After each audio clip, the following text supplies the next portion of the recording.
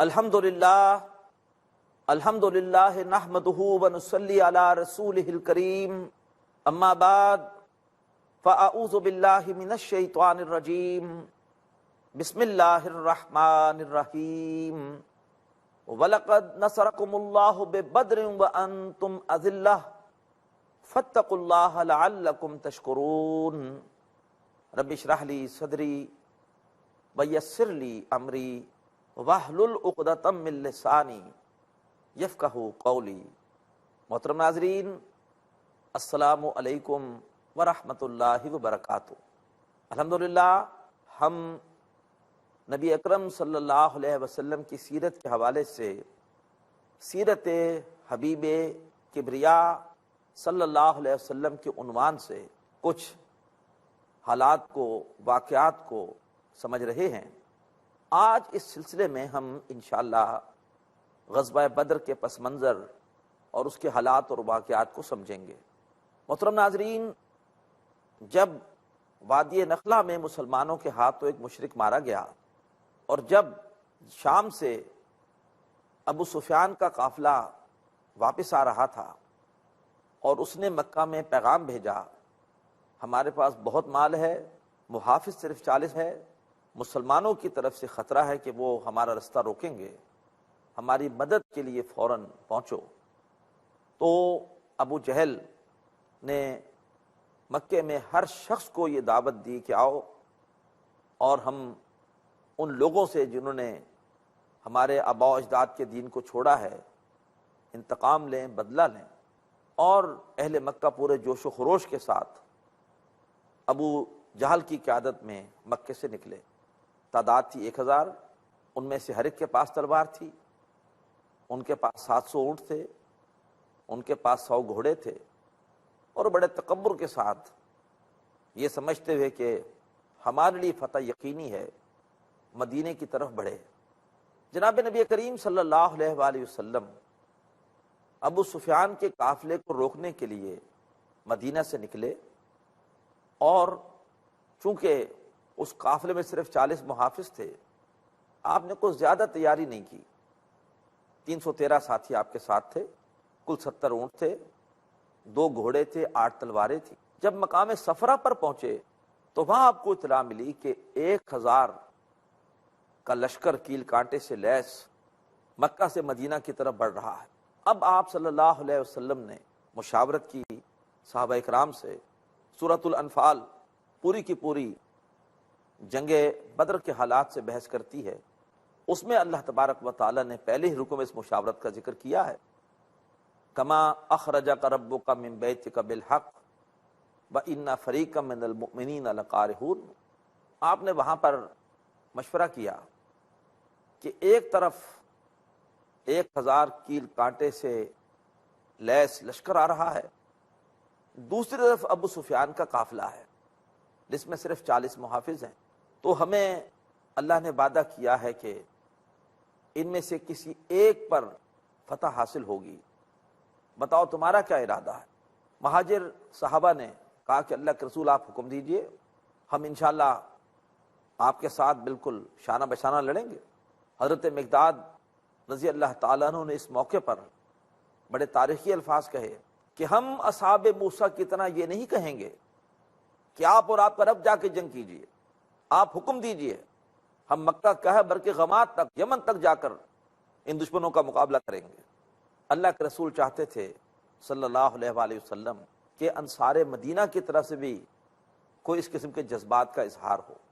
جب سعد بن معاذ رئیس اوس نے اللہ کے رسول صلی اللہ علیہ وسلم کی یہ خواہش دیکھی تو کہا کہ اللہ کے رسول، بلا شبہ ہم نے آپ سے وعدہ یہی کیا تھا بیعت عقبہ ثانیہ میں کہ ہم آپ کی حفاظت کریں گے، اور کسی بیرونی دشمن کے حوالے سے ہمارا کوئی وعدہ نہیں تھا کہ ہم اس کے ساتھ باہر نکل کر جنگ کریں گے، لیکن ہم آپ پر ایمان لا چکے، آپ کی تصدیق کر چکے، اب آپ جو حکم دیں ہم آپ کے ساتھ ساتھ ہیں۔ کیا عجب کہ اللہ آپ کو ہمارے ذریعے سے آنکھوں کی ٹھنڈک عطا فرمائے۔ کچھ ایسے ساتھی بھی تھے کہ جن کا خیال یہ تھا کہ ہمارے پاس چونکہ ہتھیار نہیں ہے، ہم پہلے چلیں قافلے کی طرف، وہاں سے کچھ ہمیں مال و اسباب ہتھیار مل جائیں گے، پھر ہم جائیں لشکر کی طرف۔ لیکن اللہ کے رسول یہ چاہتے تھے اللہ تبارک و تعالیٰ کی منشا کے مطابق کہ نہیں، ہمیں جانا چاہیے لشکر کی طرف، تاکہ ایک بے سر و سامان، ایک تعداد کے اعتبار سے انتہائی کم، ایک نہتہ لشکر ان کافروں کے مسلح لشکر کو، بڑے لشکر کو شکست دے، تاکہ ثابت ہو جائے کہ فیصلہ کن چیز اسباب نہیں ہے، فیصلہ کن چیز اللہ کی مدد ہے، اور اللہ کی مدد کی وجہ سے اس چھوٹی جماعت نے، بے سر و سامان جماعت نے بڑی جماعت کو، مسلح جماعت کو شکست سے دوچار کیا۔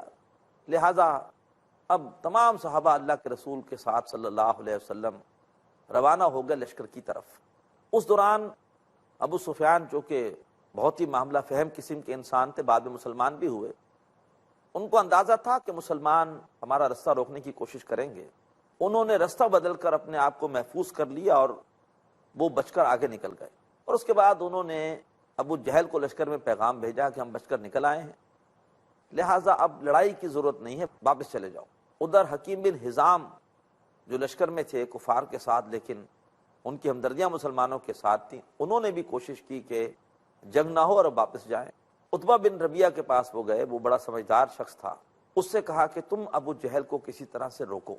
عتبہ نے ابو جہل کو مشورہ دیا کہ دیکھو ہمارا قافلہ بچ کر آ گیا ہے، لہٰذا اب جنگ کرنے کا فائدہ کچھ نہیں ہے، اور جو ہمارا آدمی مارا تھا مسلمانوں نے وادی نخلا میں، اس کا خونبہ، اس کی دیت اور اس کا قرضہ وغیرہ سب میرے ذمے ہے، اب ہم واپس چلتے ہیں۔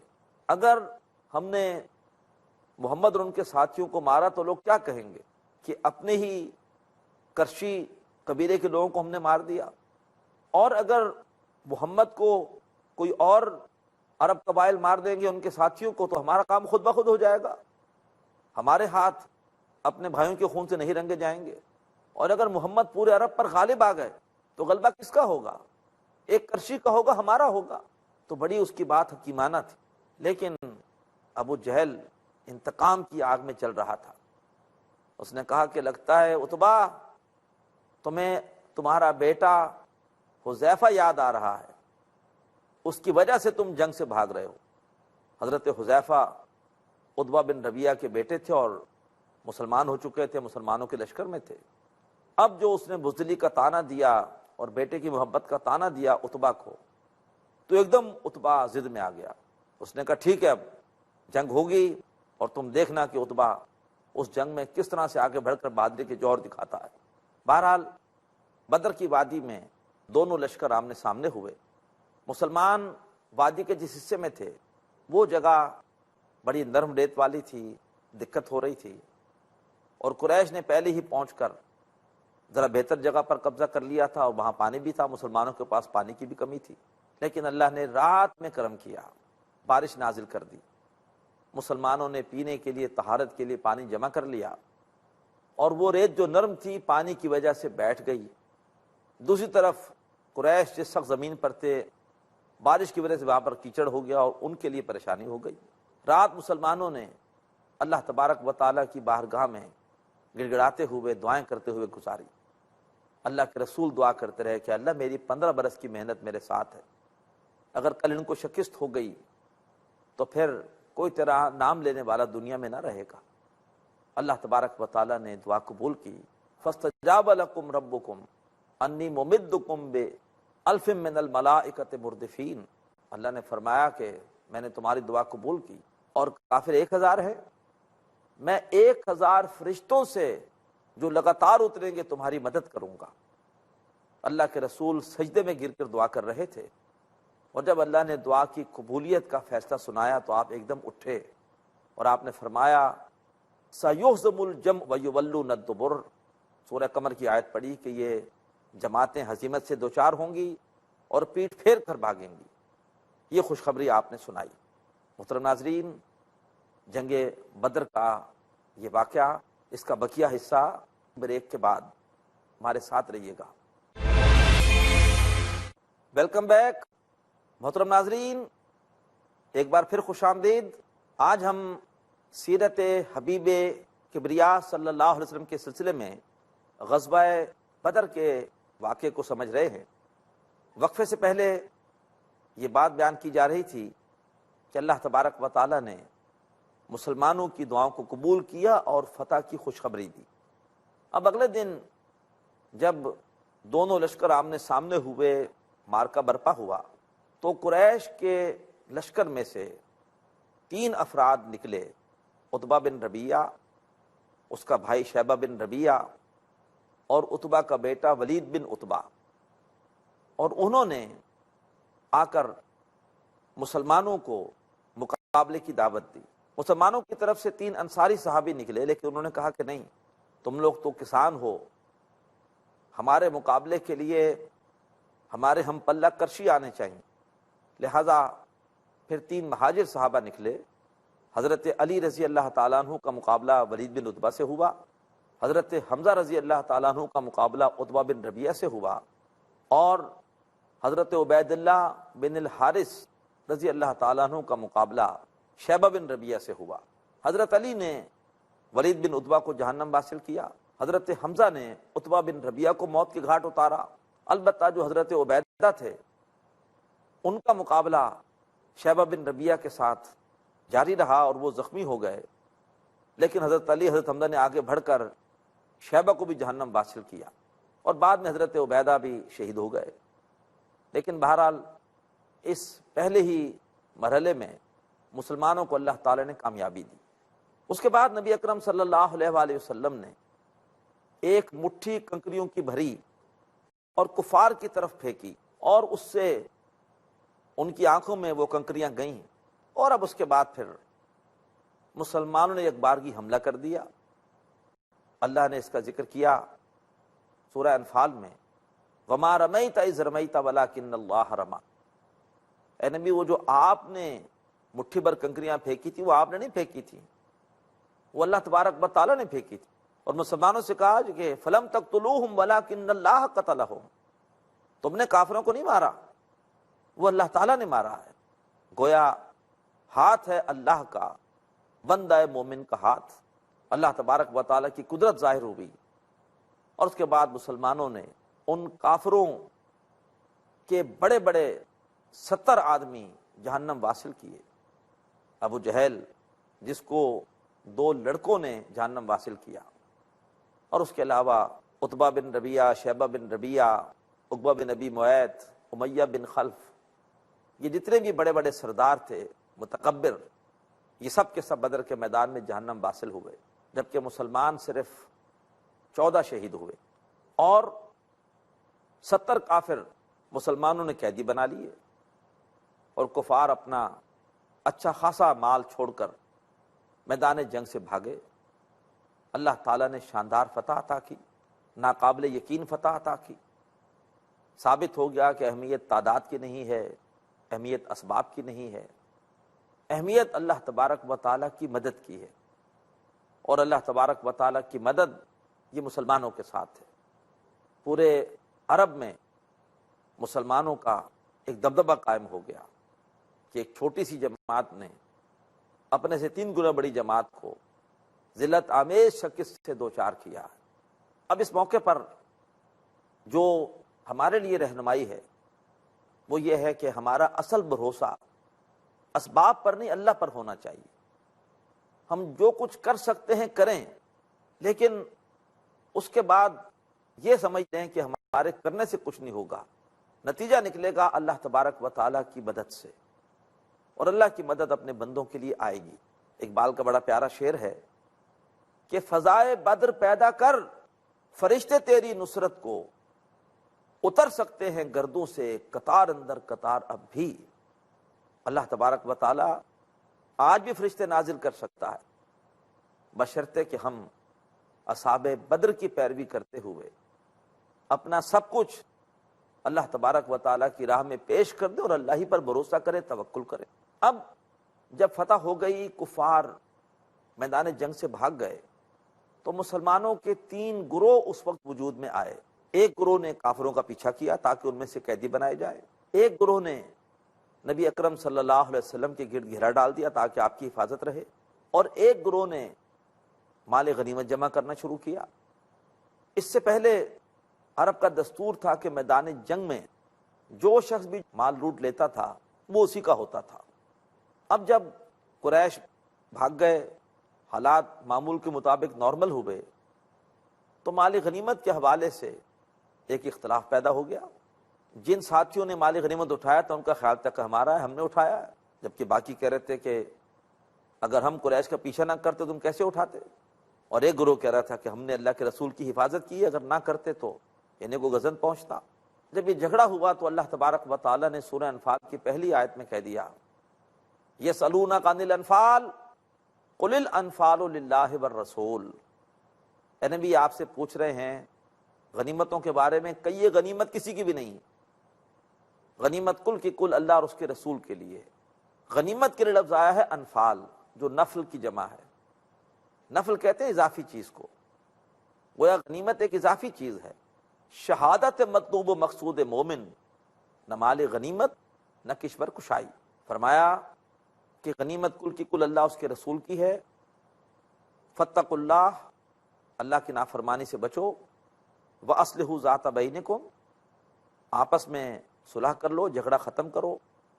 وَأَطِیعُوا اللَّهَ وَرَسُولَهُ إِن كُنتُم مُؤْمِنِینَ، اللہ اس کے رسول کا کہنا مانو اگر تم واقعی مومن ہو۔ البتہ اللہ تبارک و تعالیٰ نے بعد میں اپنا اصل فیصلہ دینا تھا غنیمت کے بارے میں، وہ پھر اللہ نے فیصلہ دیا اسی سورہ مبارکہ کی آیت نمبر 41، 10ویں پارے کی پہلی آیت میں۔ ابتدا میں اللہ کے رسول نے کہہ دیا پہلی آیت کے حوالے سے کہ جس کے پاس جو بھی مال ہے غنیمت کا وہ لا کر میرے پاس جمع کرا دے۔ اب اللہ کی طرف سے فیصلہ آیا، جان لو کہ جو بھی تم نے غنیمت کا مال جمع کیا ہے اس کا 5واں حصہ ہے اللہ کے لیے، اس کے رسول کے لیے اور قرابت داروں کے لیے، یعنی رسول کے قرابت داروں کے لیے، یتیموں کے لیے، محتاجوں کے لیے اور مسکینوں کے لیے، مسافروں کے لیے۔ لہٰذا مال غنیمت میں سے 5واں حصہ الگ کر لیا گیا۔ اب یہ بیت المال کا ہوتا ہے۔ جب تک اللہ کے رسول موجود تھے یہ حصہ آپ کے اختیار میں تھا، اسی سے آپ کے گھر کے اخراجات بھی پورے ہوتے تھے، اور آپ اسی حصے سے آپ غریبوں، مسکینوں، محتاجوں کی مدد بھی کرتے تھے۔ اور جو بقیہ 4 حصے تھے وہ مجاہدین میں تقسیم کر دیے گئے، اور اس کی تقسیم کا سلسلہ اس طرح سے تھا کہ جو مجاہد پیادہ تھا اسے ایک حصہ دیا گیا، اور جو مجاہد سوار ہو کر آیا تھا اسے 2 حصے دیے گئے، ایک حصہ اس کا اپنا اور ایک حصہ اس کی سواری کا، کیونکہ اس نے اپنے سواری کے اخراجات بھی اس نے برداشت کرنے ہیں، اس کی خدمت، اس کا چارہ، اس کی ضروریات۔ یہ اللہ تبارک و تعالیٰ کی طرف سے مال غنیمت کے حوالے سے ہدایت آ گئی سورۃ الانفال میں۔ پھر اس کے بعد ایک اور اہم مسئلہ اس موقع پر سامنے آیا، اور وہ تھا قیدیوں کا۔ اللہ کے رسول نے کافروں کے 70 افراد کو قیدی بنایا اور مدینہ جا کر ان کے بارے میں مشاورت کی کہ آیا ان کے بارے میں ہم کیا فیصلہ کریں۔ حضرت عمر فاروق رضی اللہ تعالیٰ عنہ کی رائے تھی کہ ان قیدیوں کو بھی قتل کر دیا جائے، اور قتل کرے ان کا رشتہ دار مسلمانوں میں سے، تاکہ ثابت ہو کہ ہمارے نزدیک اصل اہمیت وہ اب خونی رشتوں کی نہیں ہے، ہمارے نزدیک اصل اہمیت ایمان کی ہے۔ ہمارا سگا بھائی ہے لیکن اگر کافر ہے، دین کا دشمن ہے، اس سے ہمارا کوئی تعلق نہیں، اور اگر کوئی کسی اور رنگ کا ہے، کسی اور نسل کا ہے، لیکن اگر دین کا خادم ہے تو ہمارا وہ بھائی ہے۔ لیکن اللہ کے رسول صلی اللہ علیہ وسلم کی طبیعت میں نرمی تھی، لہذا آپ نے دوسرے ساتھیوں کا مشورہ قبول کیا کہ ان کو فدیہ لے کر چھوڑ دیا جائے، اور جن کے پاس فدیہ دینے کے لیے مال نہ ہو وہ کم از کم مدینے کے 10 ان پڑھ افراد کو پڑھنا لکھنا سکھا دیں۔ یہ ہے اسلام میں علم کی اہمیت، تو ان کو چھوڑ دیا جائے گا۔ اس پر اللہ تبارک و تعالیٰ نے سورہ انفال کے آخری حصے میں آپ کو متوجہ فرمایا، مَا كَانَ لِنَبِيٍّ أَن يَكُونَ لَهُ أَسْرَىٰ حَتَّىٰ يُثْخِنَ فِي الْأَرْضِ، نبی کے لیے جائز نہیں تھا کہ وہ قیدی بنائے جب تک کہ زمین میں اچھی طرح خون ریزی نہ کرے۔ کیا تمہیں مال غنیمت اور فدیہ یہ چیزیں زیادہ پسند ہے؟ اللہ تبارک و تعالیٰ تمہارے لیے آخرت پسند فرما رہا ہے۔ بہرحال اللہ نے معافی دے دی، اور کہا کہ کوئی بات نہیں، فدیہ استعمال کر لو، لیکن اللہ تبارک و تعالیٰ چاہتے یہ تھے کہ ابھی کفر کا سر کچلنے کی ضرورت ہے، ابھی اس سانپ کو زیادہ سے زیادہ تکلیف دینے کی، کچلنے کی ضرورت ہے۔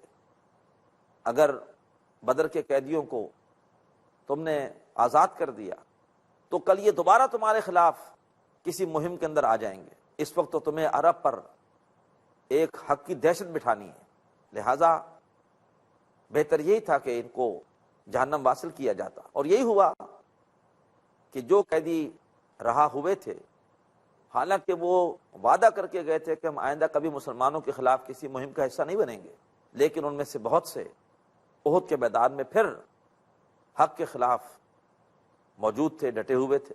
اس کے بعد اللہ تبارک و تعالیٰ نے بعض قیدیوں کے حوالے سے یہ بات بھی کہی کہ اگر ان کے دل میں واقعی خیر ہے تو اللہ تبارک و تعالیٰ جو کچھ ان سے فدیہ لیا گیا ہے اس سے بہتر ان کو دے دے گا۔ کیوں؟ اس لیے کہ انہی قیدیوں میں اللہ کے رسول حضرت عباس بھی تھے رضی اللہ تعالیٰ عنہ۔ وہ دل سے ایمان لا چکے تھے لیکن زبان سے اعلان نہیں کر رہے تھے کسی مصلحت کی خاطر، اور اللہ کے رسول نہیں چاہتے تھے کہ حضرت عباس رضی اللہ تعالیٰ عنہ بغیر کلمہ پڑھے دنیا سے جائیں، لہٰذا اللہ نے کہا کہ ایسے نیک لوگوں سے کہہ دیجئے کہ اگر تمہارے اندر خیر ہے، اللہ تعالیٰ جو کچھ تم سے لیا گیا ہے فدیہ اس سے بہتر دے دے گا۔ اللہ تبارک و تعالیٰ سے دعا ہے کہ اللہ ہمیں اپنے حبیب سے محبت عطا فرمائے، ان کے ذکر سے محبت عطا فرمائے، اور ان کے ذکر سے اپنے دلوں کو منور کرنے کی توفیق عطا فرمائے۔ وآخر دعوانا ان الحمد للہ رب العالمین۔